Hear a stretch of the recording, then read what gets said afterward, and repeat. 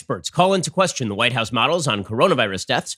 Hole appear in the government's financial response, and Chuck Schumer and Donald Trump go at it via open letter. I'm Ben Shapiro. This is The Ben Shapiro Show.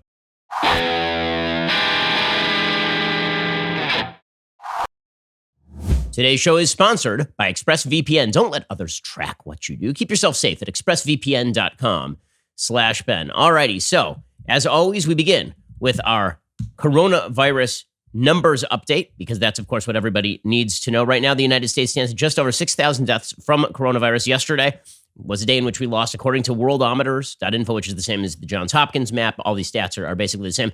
A little bit under 1,000 people yesterday.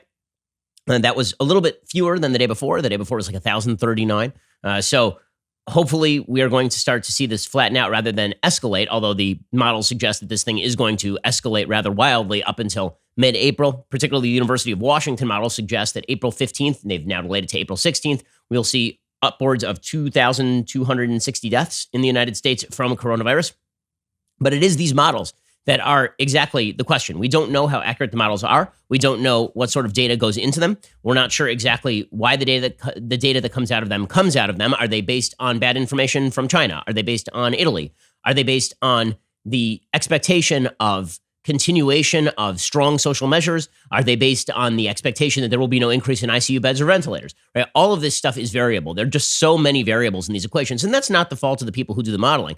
The biggest problem here, of course, is that we have to rely on models that have extraordinary play in the joints in order to determine whether we ought to shut down the entire world economy for an undetermined period of time. And also, these models have yet to recommend what exactly happens at the end of the model. So, for example, the University of Washington model, this is my biggest question. The University of Washington model that everybody is citing, that model ends at approximately August. So right now, that University of Washington model, that one is suggesting that we are going to be at about 93,000 deaths by the end of August, somewhere in that neighborhood. And it ends there. Like, that's the end of it.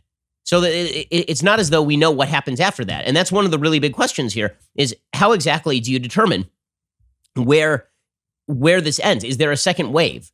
Does the summer kill it off? It seems like everybody is sort of not answering the really hard questions, which is, where is this a year from now, 2 years from now? If we hold it down now, are the resources such that we actually are able to ramp up to expect a second wave? What happens when we release everybody from their self-contained quarantines? What happens here? So right now, if you look at that model, and this is the one that has been the most cited, this health model from the University of Washington, the organization is called the Institute. Let's see, it's called the Institute for. I want to make sure I get this right. The Institute for Health Metrics and Evaluation. The IHME, which is an independent population health research center at University of Washington. Right now, they are suggesting that the peak will happen on April 15th. They say that's peak resource use. And they are suggesting that on that day, there will be 263,000 beds needed in the United States. There will be a bed shortage across the United States of some 88,000 beds. They're suggesting there will be some 39,727 ICU beds needed on that day, as opposed to about 20,000 available, and therefore there will be a shortage of nearly 20,000 beds. And they say there will be 31,782 ventilators needed. Now, those numbers, when it sounds like a very odd number, that's a sort of exactitude that no model can actually predict, right? It could be off by 100, it could be off by 200, it could be off by a ton. And in fact, if you look at their charts, what you see is these huge ranges of possibilities, right? There's a low wave possibility, there's a high range possibility. Right now, they are suggesting that the number of deaths per day, like if we look at the stats, their stats have basically been, I would say, close to reality so far, although not exactly on. They're constantly readjusting their models. So they suggested that yesterday, which was April 2nd, that there would be 1,036 deaths. We saw that there were 968 deaths, right? So they're off, but how much they're off? They're off by what, 10% there? Something like that? Around somewhere between 7 and 10%.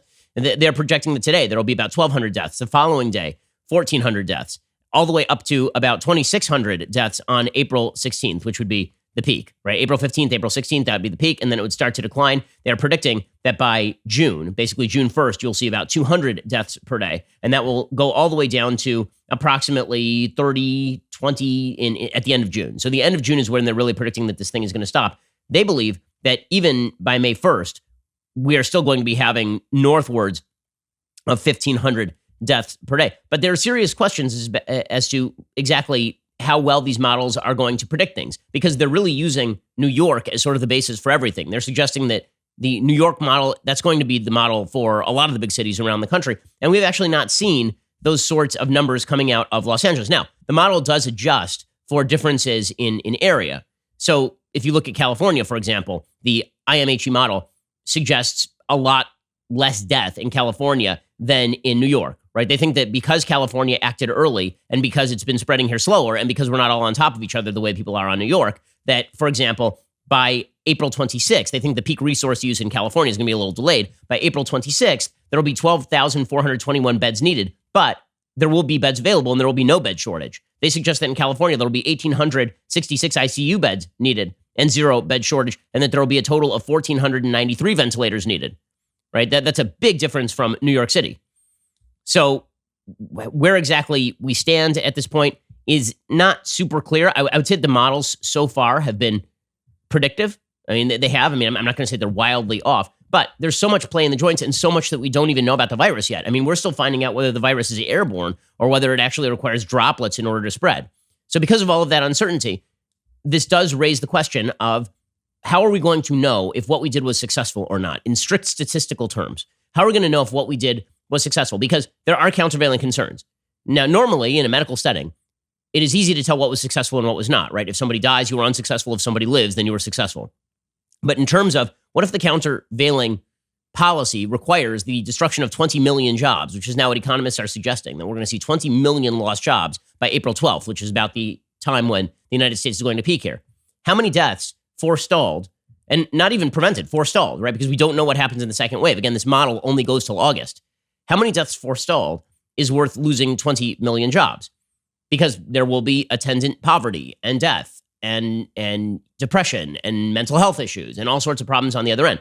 That's not to suggest that what we're doing right now is wrong. It's to suggest that we have yet to hear any of the public health experts actually weigh in on how many deaths are likely to be prevented by the policy over the course of a year. Right? We kind of know how many deaths might be prevented over the course of the next 3-4 months if we do this right. Because if we don't do it right, then you end up with 500,000 deaths as opposed to 100,000 deaths. Or you end up with 1 million deaths as opposed to 100,000 deaths. But I've yet to hear any of the public health officials suggest that they have any idea what's going to come in September. And the answer is they don't really know what's going to come in September. They don't know whether this thing is going to die off in the summer. There's just too much we don't know at this point. So one of the questions becomes, when you have this level of uncertainty, what is the best policy? In case of uncertainty, do you lock everything down indefinitely? And when does indefinitely come to an end?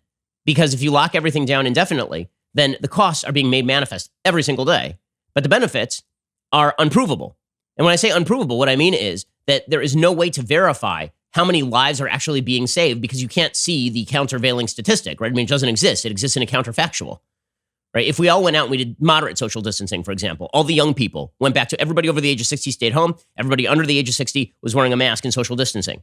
We don't actually know what that looks like because it's not happening. We know what's happening now, and we know what that looks like, but we don't know what would happen if we did the other thing, right? This is one of the problems with trying to project this stuff into the future. And so with all these variables, what would be nice is if somebody from the public health profession would suggest we have a general idea of how many deaths are going to be saved or prevented over the course of the next year, including with the second wave, including with people going back out and engaging in moderate social distancing over the course of the next year, because you know for sure that the levels of death are going to lower if you lock everybody in their house for the next 3 months. For the next 3 months, they will lower, but you just don't know what's going to happen after that. The reason I bring all of this up is because there are serious questions that have to be asked right now, and especially for the next couple of weeks. I think everybody's on board for the next 2 weeks, probably, with the massive sort of lockdown that's taking place across the country. But as time progresses, as we are seeing from Europe, things get worse. Permanent changes happen. People lose their jobs permanently. And holes are already appearing in the government's response, financially speaking.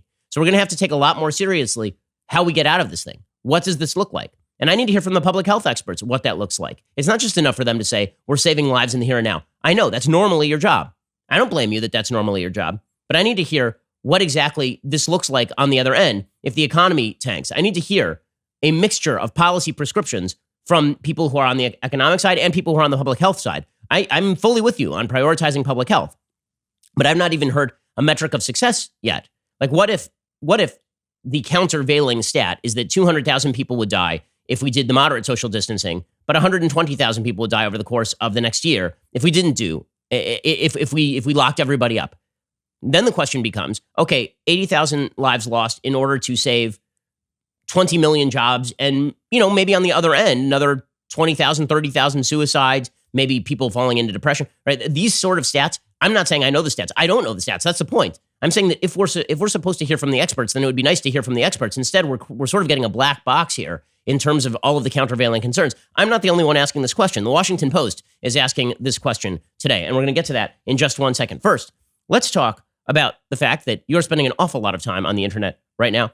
You're not going to run out of TV shows, and you're going to not run out of time in the next month because you're going to be locked up in your house. So you're going to be using the internet an awful lot, and that means that this is like a hacker's paradise. If you're a hacker right now, is like your dream time. You just get to steal everybody's credit card number unless they are using ExpressVPN. ExpressVPN protects your privacy and security. Here is something that you might not know.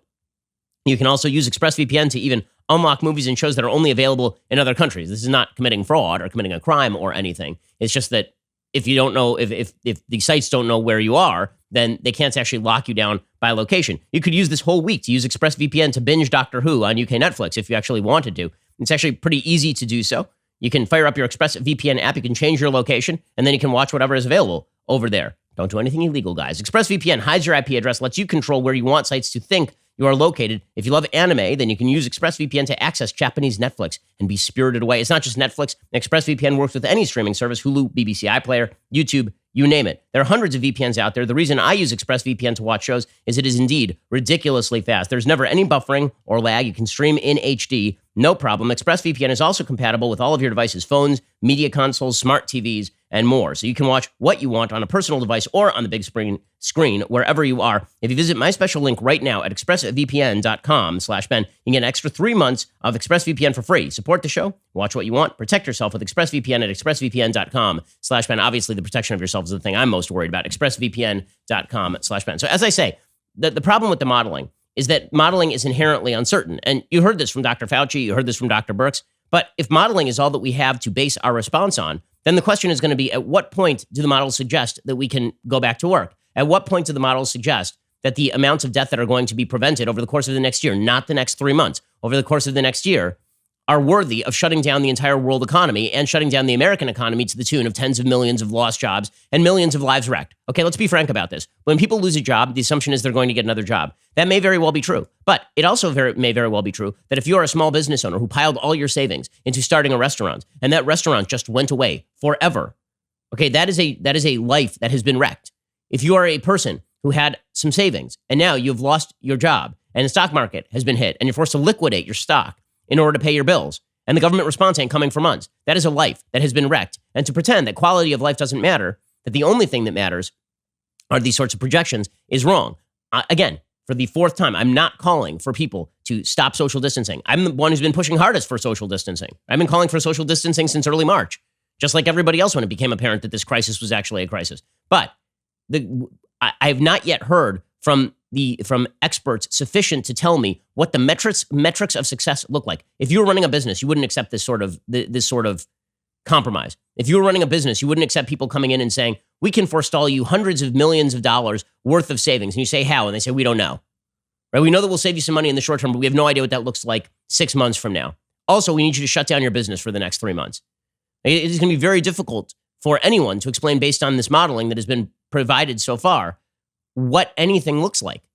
And you're hearing this from the people who are in the epidemiology fields, right? They're all speculating. You hear from some people this will be over by June 1st. You hear from some people this will be over by May 1st. And maybe this is me railing against the sky because nobody actually has the data. Maybe this is we just have to take our best guess and wing it. And again, I'm willing to do that for a set period of time. I'm not willing to do that indefinitely. And I don't think anyone is willing to do that indefinitely. I do not think that anyone is willing to lock themselves in their house until June 1st based on models that do not even tell us what happens after August 1st. Again, the IMHE model can be completely right, and it still tells us nothing about what happened September 1, which I find that hard to believe, but it is true. Right? Where are the second wave models? Maybe, again, we don't have information about what happens after that. What happens when there is no herd immunity and there is no vaccine?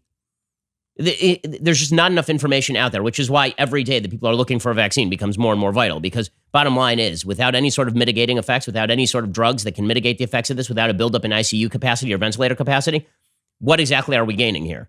Right? This is the point that I've been making all along. All we are doing is buying time for you not to get the virus. We are not buying time for you to never get the virus. We are buying time for you to not get the virus. So the question is, what happens on the other side when you do get the virus?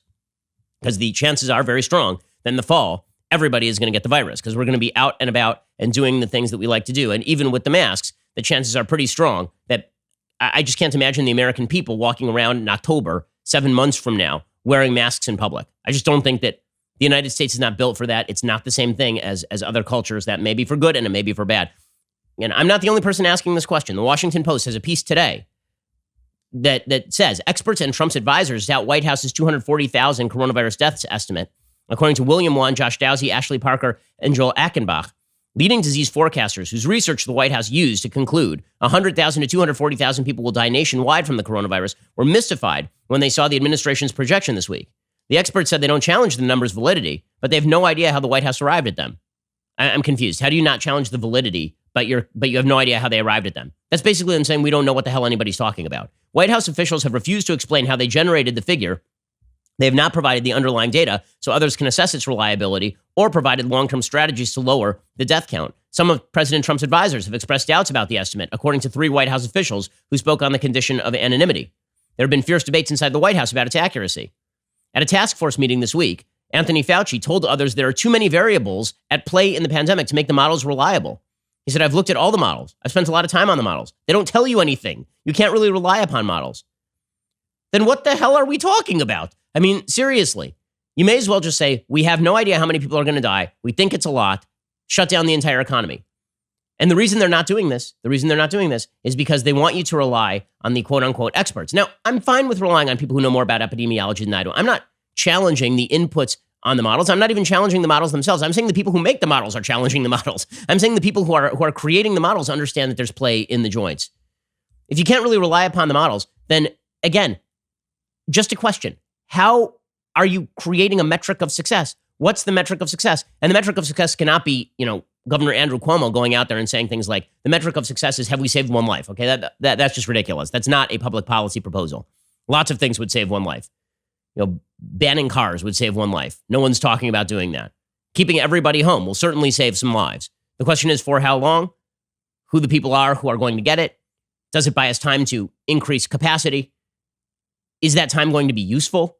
Right? None of these questions have really been asked. Robert Redfield, the director for the Centers for Disease Control and Prevention, and the VP's office have all similarly voiced doubts about the projection's accuracy. Jeffrey Shaman, a Columbia University epidemiologist whose models were cited by the White House, said his own work on the pandemic doesn't go far enough into the future to make predictions akin to the White House fatality forecast. So the models are only for the next few months. He says, we don't have a sense of what's going on in the here and now. We don't know what people will do in the future. We don't know if the virus is seasonal.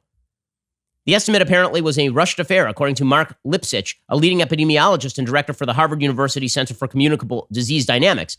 He said they contacted us on Tuesday. They asked for answers and feedback by Thursday, so they gave us 24 hours, and so we gave them a number. Other experts noted the White House didn't even explain the time period the death estimate supposedly captures. Is that just the few months, or the year plus it will take to deploy a vaccine? Everything was presented on basically a single slide. Among epidemiologists, the estimates raised more questions than it answered, not just about methodology and accuracy, but also about purpose. The primary goal of such models usually is to allow authorities to game out scenarios, foresee challenges, create coherent long-term strategy. Shaman said, I wish there were more of a concerted national plan. I wish it had started a month and a half ago, maybe 2 months ago. Natalie Dean, by the way, worth noting, back as of mid-February, Dr. Fauci was out there publicly saying that he didn't think that the risk of mass infection in the United States was high. Natalie Dean, a biostatistician who is not involved in the White House effort but is working on coronavirus vaccine evaluation with the WHO, says the whole reason you create models is to help you make decisions, but you have to actually act on those projections and answers. Otherwise, the models are useless. Yes, but we are acting, and we still don't know what the hell's in the models. I mean, we have no idea what exactly these models look like. Deborah Birx said the projection was based on 5 or 6 modelers, including from Imperial College in Britain, Harvard, Columbia, Northeastern universities. But 2 models appeared to have been particularly influential. One was the Imperial College model that we've talked about before, which now suggests south of 20,000 deaths in the UK, thanks to strict social distancing. And even that, it's unclear from that model. Do they mean like social distancing and staying at home for a year? Because then it's not 20,000, then it's higher than 20,000. In the United States, the one that we've been using is that IMHE model that I was talking about. Apparently, Burke said that her task force initially reviewed the work of 12 models, then we went back to the drawing board for a week or two and worked from the ground up utilizing actual reporting of cases. It's the way we built HIV models, TB models, malaria models. When we finished, the other group that was working in parallel which we didn't know about, the IMHE model, gave its own estimate. They initially estimated deaths throughout the summer would total 38,000 to 162,000, which is a lower projection than many others and actually beneath the White House's own estimate. But because of the lower figures, experts believe it was a main source for the White House's best case scenario of 100,000 to 240,000 deaths. Meanwhile, the White House was appearing to rely on Imperial College for its worst case scenario, which estimated as many as 2.2 million U.S. deaths if no action were taken, 1.1 million deaths if moderate mitigation strategies were adopted, and an unspecified number if drastic measures were taken. Well, unspecified number would be the big question right now. Like, that is the big question, is it not? Again, we don't know the time period. We do not. The IMHE models assumes that every single state is going to impose stay-at-home orders. Some states, including Alabama and Missouri, have not done that yet. It also assumes the entire country will maintain the restrictions until summer. Trump has extended the White House's restrictions until April 30th. He's made clear he wants to open this as soon as possible. Also, nobody knows exactly how far this extends. Again, the Washington Post making the same point that I'm making. You can look at the IMHE models yourself. They're online. You can see how far they extend. The answer is August. If the White House's projection covers only the next few months, like the IMHE model does, the true death toll will almost certainly be larger because the U.S. will probably see additional waves of COVID-19 until a vaccine is deployed. The IMHE was not based on what is usually called the susceptible infectious recovered model, which is a mathematical way to represent three different populations in an outbreak: people vulnerable to infection, people who are infectious, and people who are gradually removed either by death or recovery. But the IMHE took a different model. It's a statistical model that takes the trending curves of death from China, for example, and fits that curve to emerging death data from cities and counties to predict what comes next. It's a valuable tool, but it's inherently optimistic because it assumes all states respond as swiftly as China, says a biostatistician at University of Florida. In an earlier interview this month, the head of the IMHE group, Christopher Murray, said his model was created for a different purpose from Imperial College. He said, "We created our model to help hospitals plan how many beds they would need. The purpose of Imperial's model is to make people realize that government intervention is crucial and what would happen without that." Okay, so bottom line is nobody knows a damn thing. I mean, really, like we know things are bad. We know things will be worse if we leave our houses for the next 3 months. That's it. That's all we know. I've said all the things we know. We don't know what happens after that. We don't know what happens when you go back to work. We don't know if there's a second wave. We don't know if the summer kills this thing off. We don't know what the infection rate is. That's still a variable. We don't know what the case fatality rate is. That is still variable. We don't know anything. Okay, so the question is going to be, when do we know enough to say people have to start getting back to work? When do we start to say that the least vulnerable members of our population should be going to work right now with the social distancing and with the masks? When do we know all of this? Because there are real-time costs being incurred right now, and it ain't just money. There are real-time costs being incurred right now. And I'd love to hear the public health experts explain a more wholesome view of what exactly success looks like. I understand what success looks like in the first wave. I'm with you. That's why I'm not saying get out and do things right now. I understand what success looks like. Stay home, follow the orders, give this a chance to work. But I want to know what the second wave looks like. Because if they are predicting that everybody is going to get this by the end of the year, basically, and they're not making that prediction available to the public because they know that if they tell us we're all going to get infected by the end of the year, we're going to go out right now. And if, in fact, there is such a thing as herd immunity, and if, in fact, what we're doing is lowering the curve but not lowering the number of deaths over time, because, for example, we actually don't have ICU capacity or ventilator capacity, and we're not going to ramp those up strongly enough, then we have to consider what exactly are the costs and rewards of particular policies. What happens if we start going back to work? Not all go back to work. What happens if we start going back to work May 1st? What happens if we start going back to work June 1st? What happens if we start going back to work July 1st? What if there is no work July 1st? What if we're out there? What if we start seeing riots and breakdowns like we're starting to see in Europe right now? These are actual concerns, people. We're living in a real-time, real-world scenario. This is not all modeling in labs. Okay, so what would be great is if we could see some epidemiologists discuss, like a realistic scenario where we're not locked in our houses for the next year and where time doesn't end on August 1st. I would like to know these things. Because one of two things is true. Either the deaths end August 1st, in which case we're doing all the right things here, we're locking it down, everything's great, or the deaths do not end on August 1st, and there is a massive second wave, in which case, what are we doing now? And also, there's a third case scenario where we've locked it down to the point where there's a mild wave, a second, but have you heard anything about a second wave? Have you heard anything about what happens when we go back to work? Have you heard anything about what happens when we reopen the economy?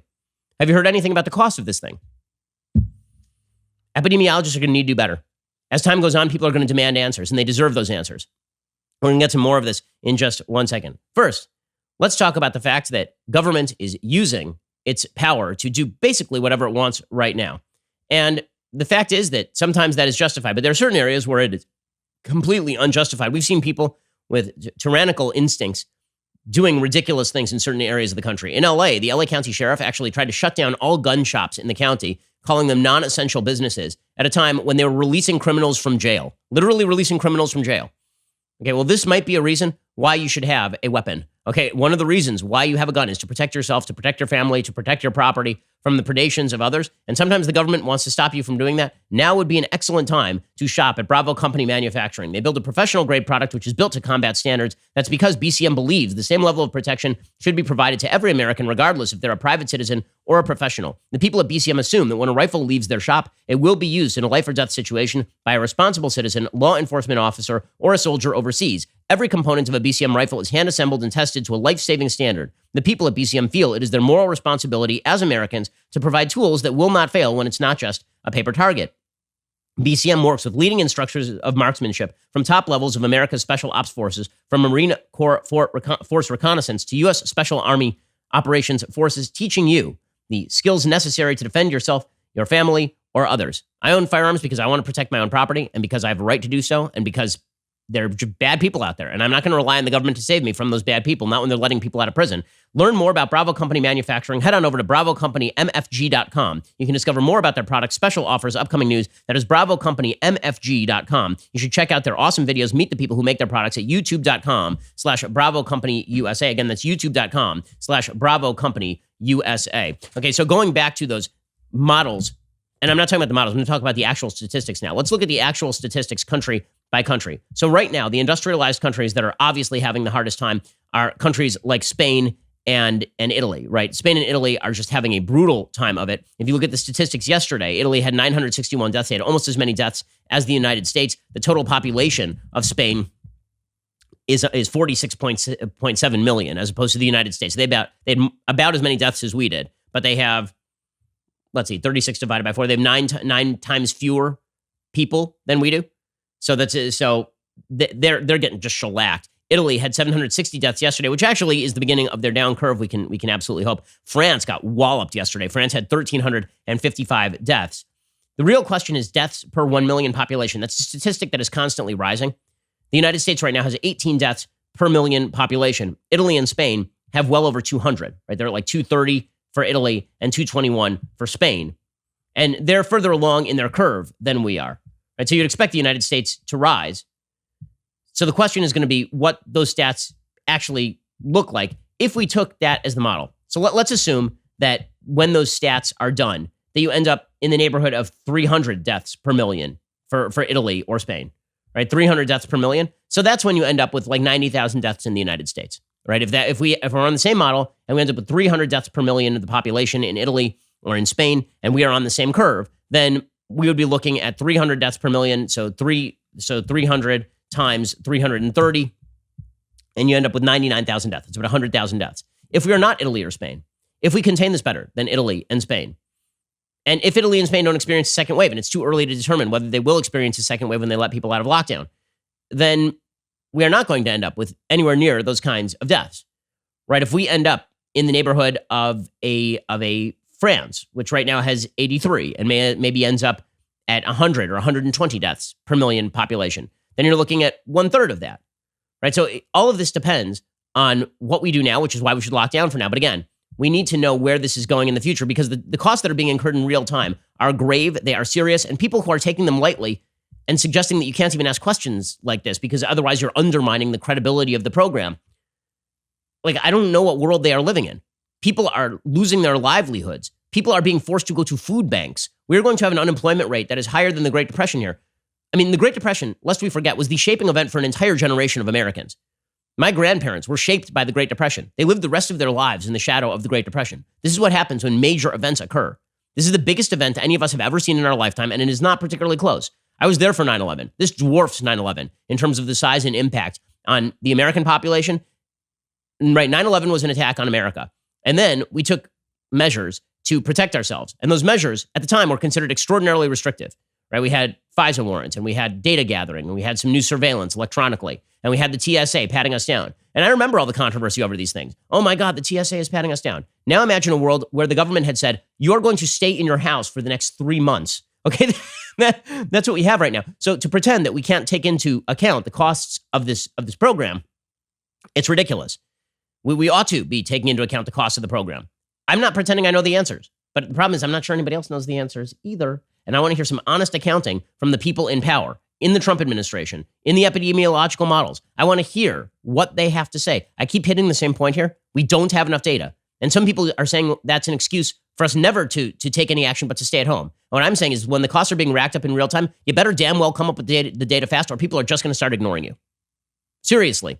Like either the estimates roll in and they happen to be particularly accurate and there are new estimates made as to what happens after we all go back to work, or people are just going to go back to work because that is the way that human beings operate. Right now, according to Reuters, the economic crisis spawned by the coronavirus pandemic has produced a wave of grim U.S. data with likely more to come as millions lose jobs, businesses shutter, and spending stops. At some point, the bottom will be reached. Given how fast the situation has developed, judging when that happens in real time will prove challenging for economists who usually depend on monthly, quarterly, or yearly trends and data to judge the state of the business cycle. The coronavirus outbreak is not a business cycle event. Perhaps it's a once-in-a-century health crisis, where normal choices about where to go and what to spend are influenced by a combination of fear and government edict. But it's unclear exactly how bad this is going to get. Apparently, the estimates are now suggesting that we are going to end up with like 20 million lost jobs by April 12th.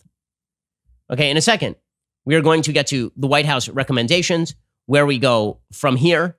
And again, it seems like everybody is focused on like what we do today, and that's fine. We should focus on what we do today. I've been giving advice to people on what to do today. I've been very stringently recommending that everybody follow the law, and not only follow the law, but take extra measures, right? I've been recommending masks since probably a week ago, right? A week and a half ago. But they had, honest to God, they had better start setting some actual estimates as to how many people are going to die a year out before we have the vaccine developed. If we stay in, if we do not stay in, we need to start making some serious data-driven choices here, not simply things are bad, stay home. That's not going to be enough. Not when you're looking at, in Europe, they're looking to break apart of the EU. Like you may not like the EU, that's fine. But that is a pretty massive change. They're talking about the entire European Union splitting right now. Why? Because every country is now shutting its borders.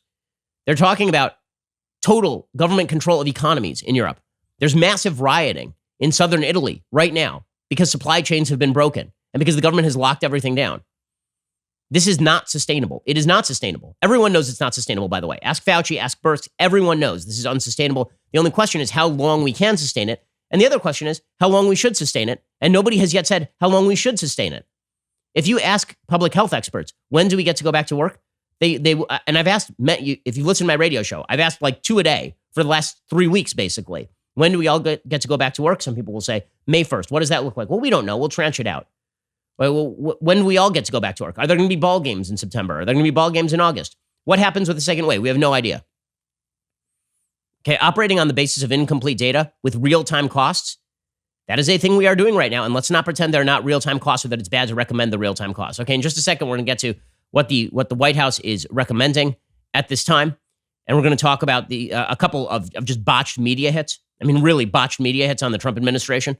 We'll get to all of that in a second. By the way, one of the reasons that I'm sounding the alarm with regard to the economy is because despite all the talk of the government response being just wonderful and tremendous, there's a report out today that some people could wait 20 weeks to receive checks. 20 weeks until August.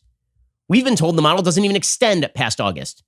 So if you don't have a check coming until August, how the hell do you expect people are going to survive? You think people are just going to sit home and not go to a job that they have been furloughed from? That they are not going to go back and reopen their business when there's no check in the mail? Is that what you would expect here? The small business lending program is chaos. Nobody knows exactly what the standards are. Banks are not lending same day. They're not. I'm talking to small business owners. They were told by the administration and by Congress that this thing was going to be open and ready to go. It is not open. It is not ready to go. Okay, as government proves itself incompetent on virtually every level except punishing you when you go outside, there's going to be a lot of blowback from this. Again, we can good for people for paying attention to the orders right now. Do I think that this is going to maintain till May with no money in the mail and the food banks running out of food and nobody having the money to give enough charity to sustain the food banks as the government forcibly shuts down an entire economy? I do not think that is the case. Something is going to have to change. Okay, we're going to get to more of this in just 1 second. First, you ought to head over right now to dailywire.com. Why? Well, it is that glorious time of the week when I give a shout out to a Daily Wire subscriber. Today, it is Atlas Dynamics on Instagram, who appreciates perfection when they see it and sets the record straight on Norway. In this picture, Atlas has the world's greatest beverage vessel sitting next to their computer, displaying the blueprints of what appears to be a knife design they're working on. The post caption reads, "Can't deny the awesomeness of this legendary tumbler. Enjoying homeschool office with my brand spanking new ultimate drinking vessel and working through my exam day by day. Thank you so much, Real Daily Wire and official Ben Shapiro, for keeping my day awesome in not socialist Norway. Hashtag legendary coffee, hashtag never socialist, hashtag leftist tears, hashtag home office, hashtag leftist tears tumbler." Awesome. Hopefully Bernie Sanders is watching and will take note while he's eating his pudding. Also, if you have not yet had a chance to see some of our new content called All Access Live, you should head over to dailywire.com and check it out. Jeremy Boring and I kicked it off a few weeks ago. All of our other hosts have done live streams over at dailywire.com. We'll continue all this week at 8 p.m. Eastern, 5 p.m. Pacific. All Access Live is a lot more relaxed than our normal programming. It's less focused on bringing you news and information, more about hanging out with you at the end of a long day since we're all isolated anyway. The show is intended for All Access members long term, but for now, we're opening up to all of our members because you're part of the community. Please let us know what you think of it. If you're around at 8 p.m. Eastern, 5 p.m. Pacific tonight, join us on the All Access Live show over at dailywire.com. You're listening to the largest, fastest growing conservative podcast and radio show in the nation.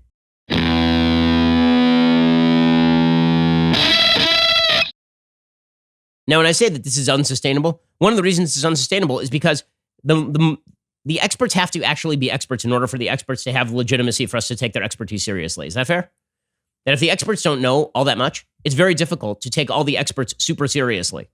And I understand information is variable and it arrives in real time. I'm not saying don't pay attention to the experts. I'm saying we need better information from the experts. 5 seconds ago, they were telling us that masks don't work. Now Dr. Oz is on TV telling us that we ought to wear masks over our face, not just like N95 masks, which are unavailable generally, not just surgical masks, which at least prevent you from breathing out. He's telling you should wear bandanas. Okay, 5 seconds ago, they were telling us that it is a waste of time for you to actually wear like a full-on N95 face mask to the grocery store. And now they're telling us, by the way, slap a bandana over your face and maybe that'll protect you. Do you feel in control? Really? Here's Dr. Oz explaining that we should wear bandanas. Well, a scarf's not going to be as good as a surgical mask, and that won't be as good as a N95 mask. But there's a rethinking around masks, in part because we realized that the virus doesn't go deep in your lungs. It probably inserts itself right at the very tip of your nose. And imagine little doors there, which are where the cells receptors can accept the virus. The virus is a key, and it unlocks those doors and goes in. Older people have more of those doors than younger people. That's why they get more of the infection, we believe. And wearing any kind of facial covering could block the larger droplets from getting into your nose. So net, it's better than nothing, but not a ton better than nothing. Okay, it's better than nothing, but not a ton better than nothing. Great. I feel much safer now. Meanwhile, Dr. Fauci is on TV. He's saying all the states should have stay-at-home orders. Again, that's fine. As I say, I'm all on board with the let's get this thing locked down. But could you give us an expectation of when we are not going to be locked down?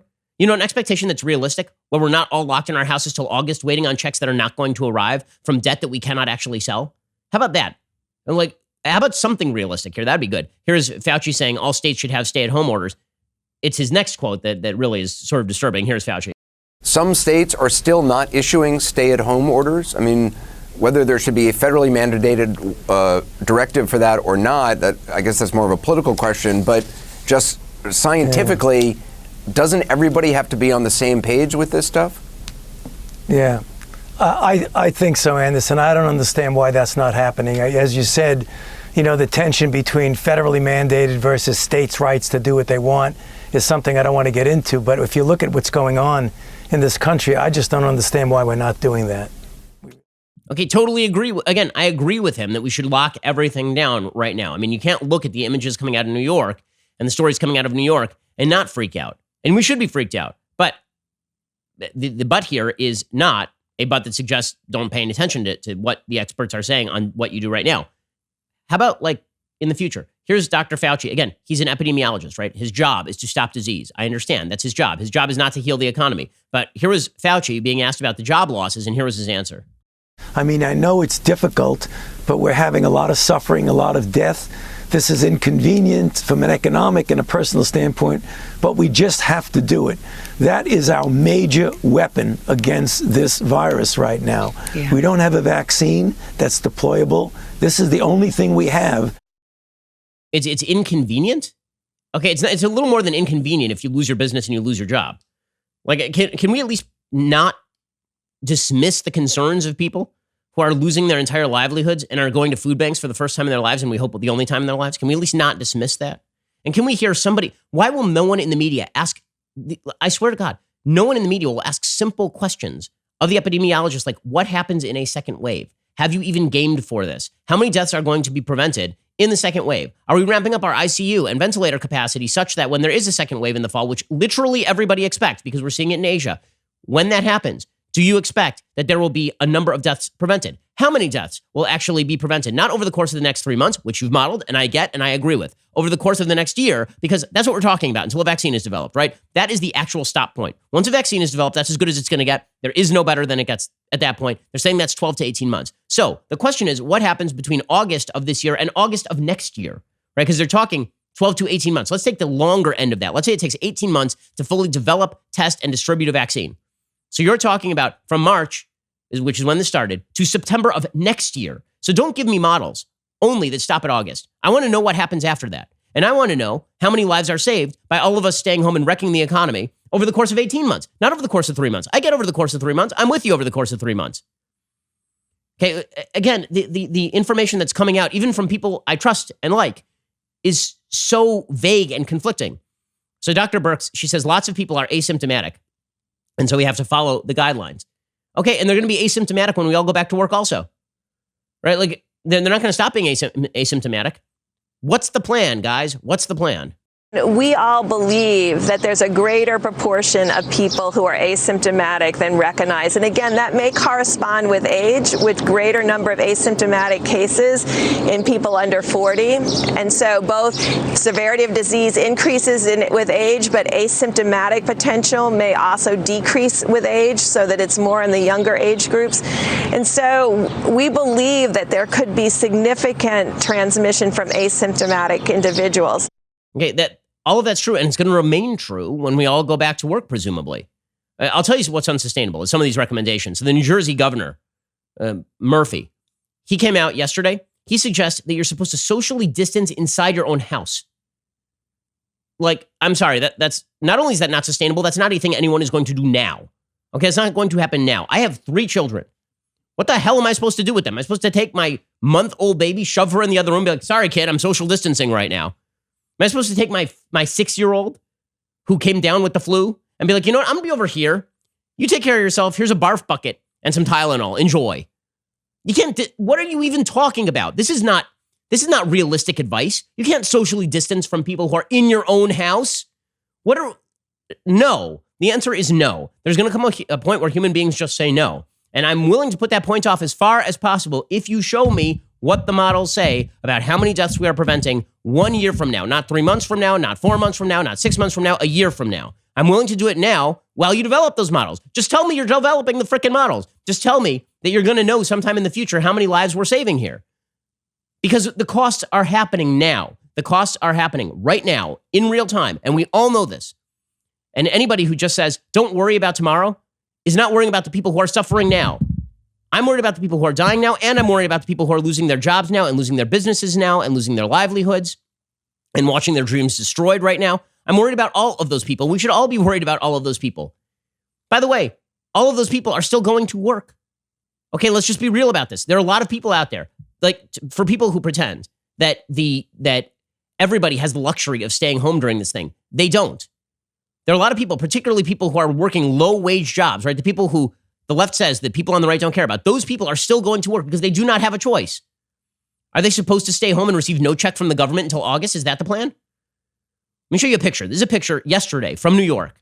Okay, New York is the epicenter of this thing. Okay, so this was put out yesterday, this tweet by Yashar Ali. Okay, this is put out by ABC 7 New York. Quote, this is the number 2 train at about 6 p.m. Thursday evening in a photo provided to Eyewitness News by Progressive's Action Twitter account. The MTA says it's running as many trains as it can, but has been hobbled because of crews that are out sick or quarantined. Public health officials have said social distancing is the key to slowing the spread of the deadly COVID-19. New York remains the hardest hit place in the nation. This is the number 2 train, April 2nd, 6 p.m. That ain't social distancing, gang. That is mostly young minority people who I assume are coming back from their jobs at 6 p.m. who are working, I assume. who are going to their jobs because they don't have the luxury of being members of the media who get to sit at home and broadcast. Those are people who have to work jobs. Like, we're just not being realistic about any of this stuff. We're not. I want the social distancing as much as you. I want this over as fast as possible. I want everybody to lock down as fast as possible, so it is over as fast as possible. All I want you to tell me is that it will be over when it's over. And no one can tell me it's going to be over when it's over. Like, nobody will. And again, we're seeing real-time costs to this in Europe. The entire European Union may break apart over this thing. Now, you may not like the European Union, but that's a pretty major thing, is it not? That's a pretty significant countervailing concern, is it not? Meanwhile, the media is doing yeoman's work in misinforming people. So the New York Times has a piece today titled, "The 1,000-bed comfort was supposed to aid New York. It has 20 patients. It's a joke," said a top hospital executive whose facilities are packed with coronavirus patients. Note to the media, the comfort was never supposed to house people with coronavirus. Why? Because, well, let's see, what happens when you have a ship? Let's call it a Diamond Princess cruise ship.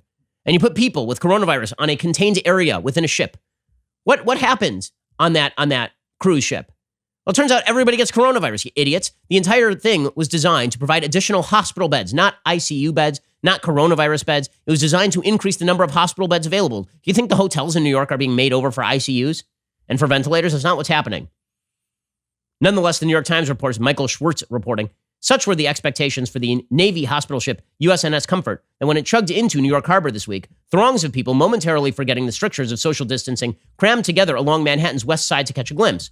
On Thursday, the huge white vessel, which officials had promised would bring succor to a city on the brink, sat mostly empty, infuriating executives at local hospitals.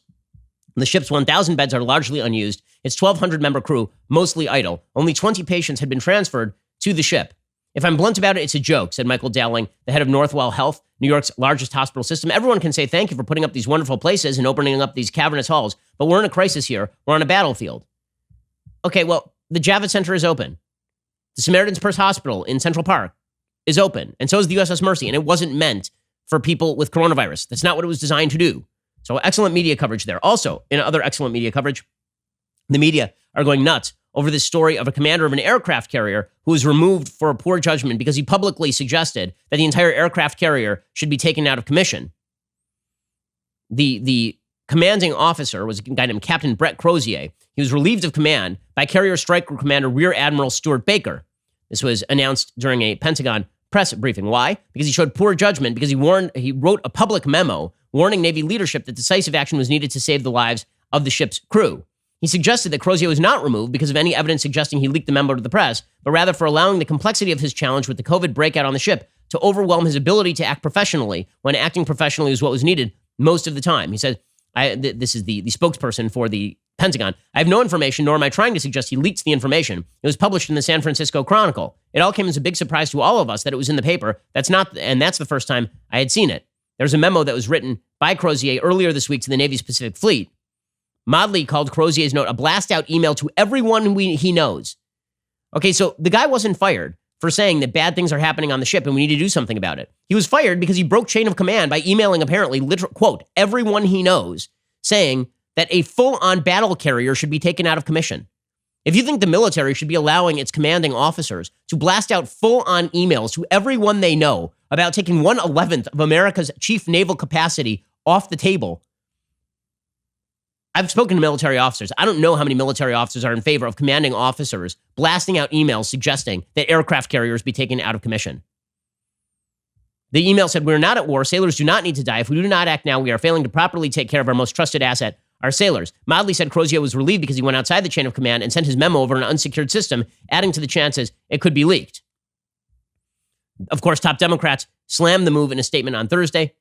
They said this is a destabilizing move that will put our service members at greater risk. Oh, really? More destabilizing than taking an entire battle carrier out of commission? Well done, media, for completely ignoring how militaries are supposed to work. Wow. So it is chaotic out there. We need answers as fast as possible from the epidemiologists. Let's listen to the experts, guys. And experts, do better. Give us some more information. Tell us how this is going to go. Okay, time for a thing I like, and then we'll get to a thing that I hate. So, things that I like. So, like all the rest of you, I'm trapped in my house with my children. And this means that it is time to watch some children's movies. All limits on screen time have been banished until further notice.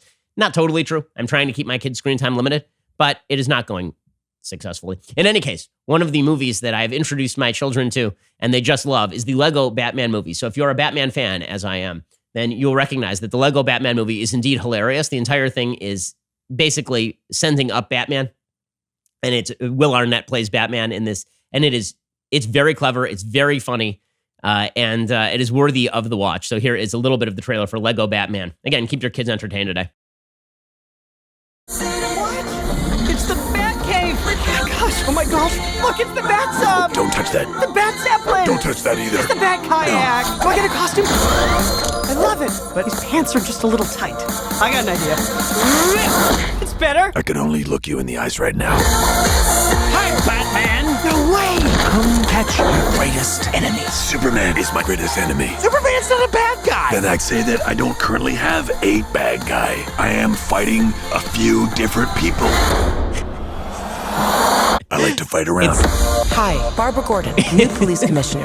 It's really funny, and really most of the jokes are written for adults, so it's entertaining. See, this is the challenge when you have kids at home. You have to watch movies that you can handle, right? That are not going to drive you completely up a wall while you're watching them with your kids. And this is one of those movies, the Lego Batman movie, worthy of the watch. Okay, time for a quick thing that I hate.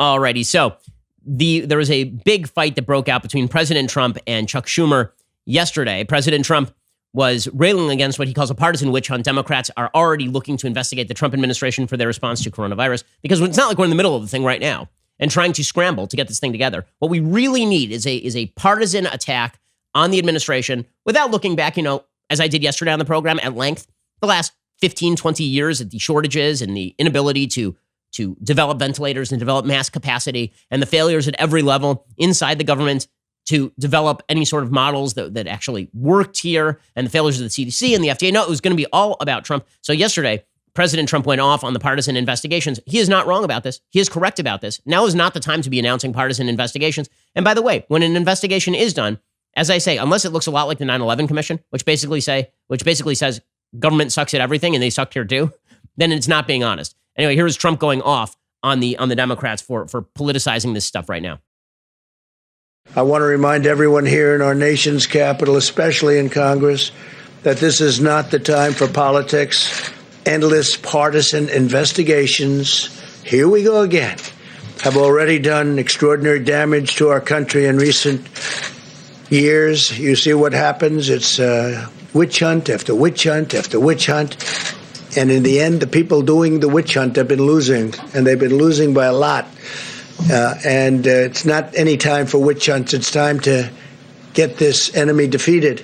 Okay, he is correct about all of this. That did not stop Chuck Schumer from issuing an open letter to President Trump yesterday. It said, "Dear Mr. President, as the coronavirus spreads rapidly into every corner of our nation and its terrible, grim toll grows more severe with each passing day, the tardiness and inadequacy of this administration's response to the crisis becomes more painfully evident." This is not a letter designed to get anything done. It's an open letter, right? It was released. I'm looking at it right now. Well-documented shortages of protective equipment, tests, medical supplies are now beyond acute in my home state of New York and other hard-hit areas, and similar shortages are expected soon in many other parts of the country. While companies that volunteer to produce ventilators and PPE are to be commended and are appreciated, America cannot rely on a patchwork of uncoordinated voluntary efforts to combat the awful magnitude of this pandemic. It's long past time for your administration to designate a senior military official to fix this urgent problem. That officer should be given the full authority under the Defense Production Act. The existing federal leadership void has left America with an ugly spectacle in which states and cities are literally fending for themselves, often in conflict and competition with each other when trying to procure precious medical supplies and equipment. The only way we will fix our PPE and ventilator shortage is with a data-driven, organized, robust plan from the federal government. Anything short of that will inevitably mean the problem will remain unsolved and prolong this crisis. Again, this is Chuck Schumer writing an open letter to Trump that is designed for partisan political purposes, obviously. As it stands today, you have charged Dr. Peter Navarro, an academic economist, to be leader of this effort. With all due respect, Dr. Navarro, whose expertise is in other areas, is woefully unqualified for this task. The existence of a separate shadow effort elsewhere in the White House has made the administration's response even more confused and uncoordinated. As you know, there are many logistics professionals in the United States military. It must be pointed out that while you continue to dismiss the Defense Production Act as not being needed, it is clear the capacity of American interests has not yet been fully harnessed, either in prioritizing and allocating urgently needed medical supplies and equipment, in rapidly expanding domestic manufacturing efforts to produce them, or in providing certainty to manufacturers through purchase orders, purchase guarantees, or other mechanisms that the U.S. will use and distribute all of the medical equipment and supplies they can produce. This is a matter of the utmost urgency for the health of every American. Regrettably, our national response is far behind where it should be, but by acting now, there's still time to help protect our medical professionals, reduce suffering, and save lives. Sincerely, Charles Schumer. Yes, I'm sure it's very sincere. So President Trump gets this letter, and he responds. And President Trump's response is absolutely vicious. That's the only way to put it. And well-deserved, totally well-deserved, because, I'm sorry, that sort of grandstanding, is that useful? Really, is that useful right now? Like, we're all fairly well aware, given the media reports and what governors are saying. Cuomo's doing a presser on this every day and being lauded by the media for it. And do you really think that the federal government is sitting there going, oh, well, I guess, I guess people are just going to have to die. I mean, we're just not going to try here. Everyone's doing their best. Everyone is obviously doing their best. The government sucks at things. Welcome to the nature of government. Welcome to government. Okay, so President Trump writes back an open letter to Schumer. And you can tell when Trump writes the letter himself, he wrote this one himself. Right? He had like 1 aide in the room, and he basically dictated, and the person spell checked it. Here was what Trump wrote. He wrote, "Dear Senator Schumer, thank you for your Democrat public relations letter and incorrect sound bites, which are wrong in every way. 1. As you are aware, Vice President Pence is in charge of the task force. By almost all accounts, he has done a spectacular job. 2. The Defense Production Act has been consistently used by my team and me for the purchase of billions of dollars worth of equipment, medical supplies, ventilators, and other related items. It has been powerful leverage, so powerful that companies generally do whatever we are asking without even a formal notice. They know something is coming, and that's all they need to know. 3. A senior military officer is in charge of purchasing, distributing, etc. His name is Rear Admiral John Polowitz. He is working 24 hours a day, is highly respected by everyone. If you remember, my team gave you this information, but for public relations purposes, you chose to ignore it. 4. We have given New York many things, including hospitals, medical centers, medical supplies, record numbers of ventilators, and more. You should have had New York much better prepared than you did. As Dr. Fauci and Dr. Birx said yesterday, New York was very late in its fight against the virus. As you are aware, the federal government is merely a backup for state governments. Unfortunately, your state needed far more of a backup than most others. And then Trump really gets going. He says, if you spent less time on your ridiculous impeachment hoax, which went haplessly on forever and ended up going nowhere except increasing my poll numbers, and instead focusing on helping the people of New York would not have been so completely unprepared for the invisible enemy. No wonder AOC and others are thinking about running against you in the primary. If they did, they would likely win. Fortunately, we have been working with your state and city governments, Governor Andrew Cuomo and Mayor Bill de Blasio, to get the job done. You have been missing in action, except when it comes to the press. While you have stated that you don't like Andrew Cuomo, you ought to start working alongside him for the good of all New Yorkers. I've known you for many years, but I never knew how bad a senator you are for the state of New York until I became president. If you have any questions, please do not hesitate to call, or in the alternative, call Rear Admiral Polowitz. Sincerely, Donald J. Trump. So I have a question. Is any of this useful right now? Any of it? I will admit that Trump's letter is super funny and well-deserved because Schumer is in. My favorite thing was Schumer's response to this. So Schumer responds to this. I'm appalled. President Trump sending this very. You started it, dude. You sent an open letter saying that the federal response is inadequate and blah, accomplishing nothing except grandstanding. And I was like, I can't believe the president wrote me a mean letter. Oh, the pearl clutching. Honestly, honest to God, just shut up. Just ridiculous. Is any of this doing any, people are dying. 20 million people are going to lose their jobs by the end of next week, probably. You want to shut up about your little partisan petty feud right now and get crap done? Not like green initiatives, which Chuck Schumer recommended yesterday, by the way. Chuck Schumer was like, oh, you know what we should do? We should build windmills. God, you want these people in charge of your life? Seriously. I understand we need government right now to do things. They're doing it, but they suck at it. They're not even getting the checks out till September. They're trying to shove windmills and diversity quotas into $2 trillion packages. You want these people in charge of your life when all this is over? I keep hearing that this is a movement. Now America's going to come out of this ready for more big government. If you come out of this ready for more big government, you have lost your damn mind. You have lost your mind. When you come out of this, the first thing you should be saying is get the government the hell away from me for as long as possible and as fast as possible and get their asses in gear when it comes to preparing for black swan events. And that's their main job. Okay, but here's Chuck Schumer pretending to be very appalled about President Trump being mean to him after he sent an open letter calling Trump an incompetent buffoon. I spoke to the president late this afternoon and explained it, and the result is this letter. And so I'm just appalled. I'd say to the president, just stop the pettiness. People are dying. And so, President Trump, we need leadership. We need to get the job done. Stop the pettiness. Let's get it done. Let's roll up our sleeves. I sent the letter with the best of intentions, trying to improve a very bad situation. Oh, that was it? With the best of intentions, you sent a public letter. A public letter. You know what you could do? Pick up the phone. You said you talked to Trump yesterday. Weird. Did you do it by open letter?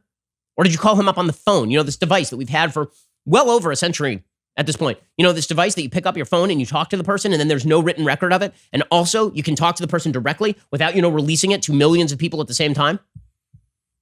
Unbelievable. Unbelievable. Okay, so one other thing that I hate that I would be remiss in not mentioning today. So we were told very early on that this, and I have abided by the opinion of the experts all along the way here. We've been told very early on that this was not in any way developed, this coronavirus was not developed in any way by a Chinese laboratory. Okay, now there's a piece by David Ignatius in the Washington Post talking about the possibility that, by the way, maybe this leaked from a Chinese laboratory. Whoops. David Ignatius, again, not me, David Ignatius, the Washington Post. He says, the story of how novel coronavirus emerged in Wuhan, China, has produced a nasty propaganda battle between the U.S. and China. The two sides have traded some of the sharpest charges made between two nations since the Soviet Union in 1985 falsely accused the CIA of manufacturing AIDS. U.S. intelligence officials don't think the pandemic was caused by deliberate wrongdoing. The outbreak that has now swept the world instead began with a simpler story, albeit one with tragic consequences. The prime suspect is natural transmission from bats to humans, perhaps through unsanitary markets.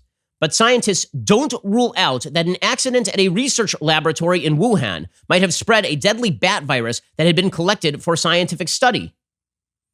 Okay, now I'm old enough to remember when Tom Cotton was ripped for suggesting that there might be information that maybe this is what happened. He said, I can't confirm this is what happened. I'm not saying I know this is what happened. I'm not saying the data support this is what happened. But there have been some pretty strong rumors coming out of China that this may have been something that happened. Right? Good science, bad safety is how Senator Tom Cotton put his theory in a February 16th tweet.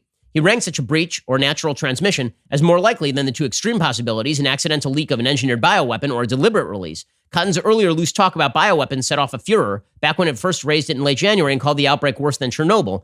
Trump and Pompeo added to the bio last month, describing the coronavirus as the Chinese virus and the Wuhan virus. Of course, that was not a problem. This was developed, not developed, but obviously allowed to disseminate by the Chinese government, lied about by the Chinese government, lied to the WHO. The Chinese government is solely responsible for this. If we're all going to be forced to wear face masks, by the way, like if we all have to wear face masks, I really want to put out one at Daily Wire that just says on the face mask, F communism, because this is the communist virus. China dished wild, irresponsible allegations of its own, says David Ignatius. On March 12th, Chinese Foreign Ministry spokesperson Li Jianzhao charged it might be the U.S. Army who brought the epidemic to Wuhan.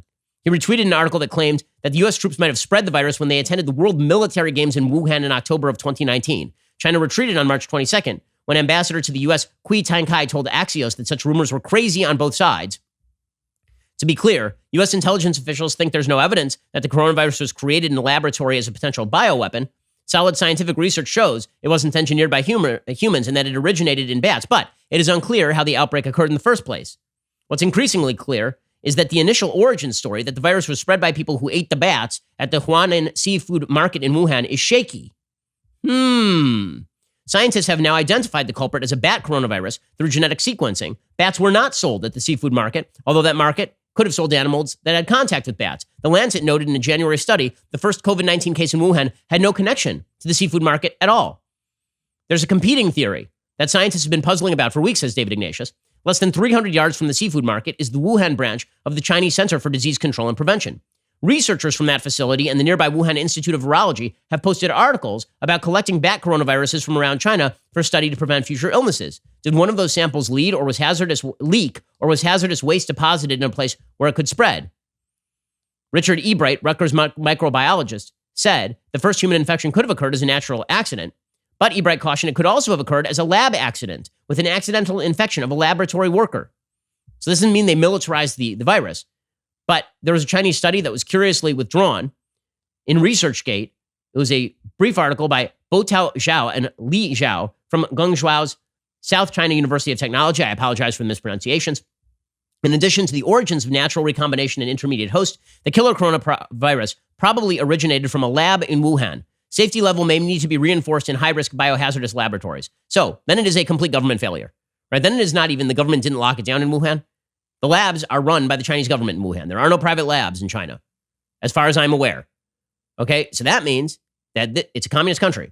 That means this is purely and simply Chernobyl. Right? They didn't mean for it to happen, and it did happen. And people were punished, basically, publicly for talking about it. Pretty well done. Democracy dies in darkness. Tom Cotton's bad for even mentioning this possibility. And oh, by the way, it's also maybe the most likely possibility now. Since the original suggestion that somebody just ate a bat at the Wuhan market now appears to be less plausible than the alternative explanation, which is that apparently the bat virus was, the bat that this came from was like 600 miles away from Wuhan. And the only way it gets there is presumably if somebody takes the virus and brings it to the laboratory there. Well done, everybody. Well done. Alrighty, well, we will be back here later today. We'll be taking your questions at 855-236-3228. Hang in there. Again, pay attention to all of the strictures. The administration is right. The scientists are right. Pay attention to all the strictures right now. And also, scientists, get your asses in gear. Give us some information on what this is going to look like 6 months from now, a year from now. Your 3-month studies are not sufficient to keep people locked up for months on end. It is just not going to work. It's not going to work. If you want us to pay attention to the strictures, we have to know what the rules are going to do and what they are not going to do. And we have to know what the projection of this virus looks like, not for the next week, not for the next 2 weeks, not for the next month, but what happens when we all leave our houses, because we are not staying in our houses for a year. It's not happening. Okay, we'll be back here later today or next week. Have yourself a safe weekend, spend time with family, and try to enjoy yourselves. Take a vacation to, like your kitchen. I'm Ben Shapiro. This is The Ben Shapiro Show. The Ben Shapiro Show is produced by Colton Haas, directed by Mike Joyner, executive producer Jeremy Boring, supervising producer Mathis Glover and Robert Sterling, assistant director Pavel Wydowski, technical producer Austin Stevens, playback and media operated by Nick Sheehan, associate producer Katie Swinnerton, edited by Adam Sayevitz. Audio is mixed by Mike Coromina. Hair and makeup is by Nika Geneva. The Ben Shapiro Show is a Daily Wire production. Copyright Daily Wire 2020. The Matt Walsh Show, it's not just another show about politics. I think there are enough of those already out there. We talk about culture because culture drives politics and it drives everything else. So my main focuses are life, family, faith. Those are fundamental, and that's what this show is about. I hope you'll give it a listen.